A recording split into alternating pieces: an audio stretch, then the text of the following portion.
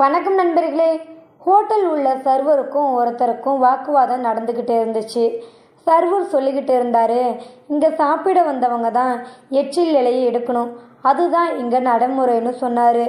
ஆனால் சாப்பிட்டவரோ அதை ஏற்றுக்கிறதா இல்லை. எங்கள் ஊரில் எல்லாம் ஹோட்டலில் அதுக்குன்னு தனியாக ஆள் வச்சுருப்பாங்க, சாப்பிட்டவங்க எடுக்க தேவையில்லை.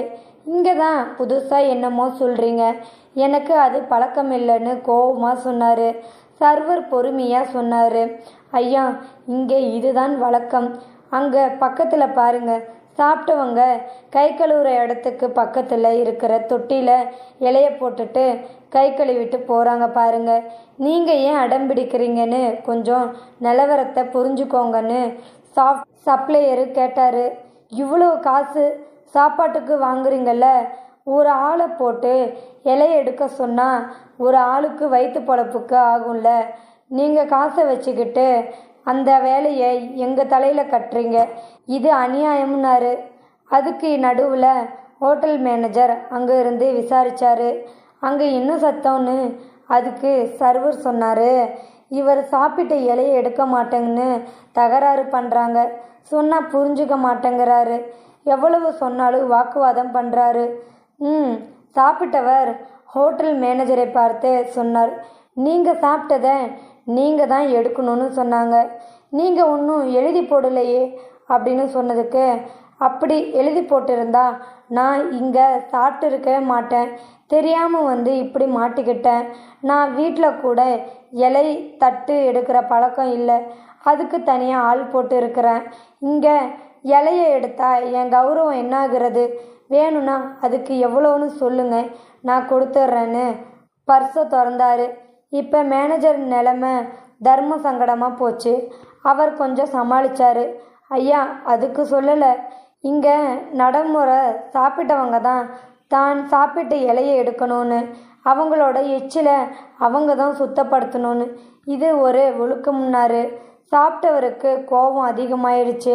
ஹலோ, ஒழுக்கத்தை பற்றிலாம் எனக்கு பாடம் நடத்த வேணாம், நீங்கள் சொல்கிறத பார்த்தா அந்த சாப்பிட்ட டேபிளையும் நான் தான் சுத்தம் படுத்தணும்னு சொல்லுவீங்க போல, என்ன அநியாயம் இது, ஹோட்டலா இல்லை பள்ளிக்கூடமானு கோபமாக கேட்டார்.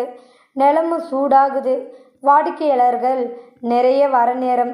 இப்போ மேனேஜர் சர்வரை பார்த்து சொன்னார், இந்த இலையை மட்டும் எடுத்து போட்டுரு, ஹோட்டலில் பிரச்சனை வளர வேணாம்னு பார்க்குறேன்னு.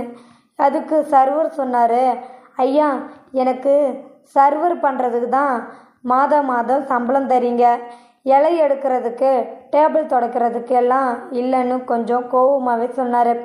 அப்போ சாப்பிட வந்தவர் சொன்னார், சரி நான் கொடுக்குறேன், எவ்வளவு ஆகும், இந்த இலை எடுத்து போடன்னு கேட்டார். அதை கேட்டதும் மேனேஜர் டென்ஷன் ஆயிட்டார். அவர் சாப்பிட்டவரை பார்த்து, ஐயா கொஞ்சம் அமைதியாக இருங்கன்னு சொல்லிட்டு சர்வரை பார்த்து, உன்னால் இந்த இலையை எடுத்து போட முடியுமா முடியாதான்னு கேட்டார். இப்போ சர்வர் டென்ஷன் ஆயிட்டார். நீங்கள் கொடுக்குற சம்பளத்திற்கு சர்வர் வேலை செய்கிறதே அதிகம், இதில் இலை எடுக்க சொல்கிறீங்க, அப்புறம் டேபிள் துடைக்க சொல்லுவீங்க, அப்புறம் பாத்திரம் கழுவ சொல்லுவீங்க, விட்டா கக்கூசைன்னு சொல்லி நிறுத்தினார். இப்போ சண்டை உச்சத்துக்கு போயிருச்சு சர்வருக்கும் மேனேஜருக்கும். அப்போ சர்வர் சொன்னார், நான் முதலாளிக்கிட்ட கம்ப்ளைண்ட் பண்ணுவேன்னு. அதுக்கு மேனேஜர் சொன்னார், அது வரைக்கும் இங்கே ஹோட்டல் நடக்கணும், உன்னால் இலை எடுக்க முடியுமா முடியாதான்னு கேட்டார். அப்போ வெளியே சத்தம் கேட்டுச்சு, என்ன நடக்குது இங்கே, ஒரே சத்தமாக இருக்குது, இது ஹோட்டலா இல்லை சந்தை கடையான்னு கேட்டார் ஒருத்தர். அதை பார்த்துட்டு இருந்த மேனேஜர், வாங்க முதலாளி, இவர் சொன்ன வேலையை செய்ய மாட்டேங்கிறாரு, ஒரே கடுமையாக பேசினார். அதுக்கு சர்வர் சொன்னார், முதலாளி ஐயா, அந்த கஸ்டமர் சாப்பிட்ட இலையை எடுக்க மாட்டேன்னு சொன்னவன இவர் என்னை எடுக்க சொல்கிறாரு, என்னான்னு நீங்களே கேளுங்கன்னாரு. முதலாளி கேட்டார், எந்த டேபிள்னு. சர்வர் அதை காமிக்க உடனே நேராக போய் முதலாளி அந்த எச்சில் இலையை எடுத்து போட்டு எச்சில் தொட்டியில் போட போனார். அதை பார்த்துட்டு சர்வரும் மேனேஜரும் ஆடி போயிட்டாங்க. ஐயா நீங்கள் ஏன்னு கேட்டுக்கொண்டே பின்னாடி போனாங்க. அவர் இலையை தொட்டியில் போட்டுட்டு கை கழுவி விட்டு வந்து சொன்னார், அவரவர் வேலையை பாருங்கன்னு சொல்லிவிட்டு சாப்பிட்டவரை பார்த்து, ஐயா மன்னிச்சுக்கங்க, இங்கு இலையில சாப்பிட்டவங்க தான் எடுக்கணும், இந்த தடவை பரவாயில்லை, அடுத்த முறை இது உங்களுக்கு சரின்னு பட்டா இங்கே வாங்க, இல்லைன்னு தோணுச்சுன்னா வேற ஹோட்டலில் சாப்பிடுக்கோங்க, தவறுக்கு வருந்துறோன்னு சொன்னார். அப்போ சாப்பிட வந்தவர் கேட்டார், ஏன் இப்படி, பேசாமல் அதுக்கு ஒரு ஆளை போட்டுடலாமேன்னு கேட்டார். அதுக்கு முதலாளி சொன்னார், உங்களுக்கு தெரியுமா, என்னோட அம்மா அப்படி ஹோட்டலில் எச்சில் இலை எடுத்து டேபிள் தொடச்சி பாத்திரம் தேய்ச்சவங்க தான். சின்ன வயசில் அப்பா இறந்துட்டதுனால அம்மா இது மாதிரி ஹோட்டலில் வேலை செஞ்சாங்க. அதில் வர காசை வச்சு தான் என்னை வளர்த்தாங்க. அவங்க கையெல்லாம் புண்ணாயிரும், காலும் புண்ணாயிரும். அதுக்கு தினம் ராத்திரி மருந்து போடுவேன். அப்போ அவங்களால தாங்க முடியாத வலினால கண்ணில் கண்ணீராக வரும்.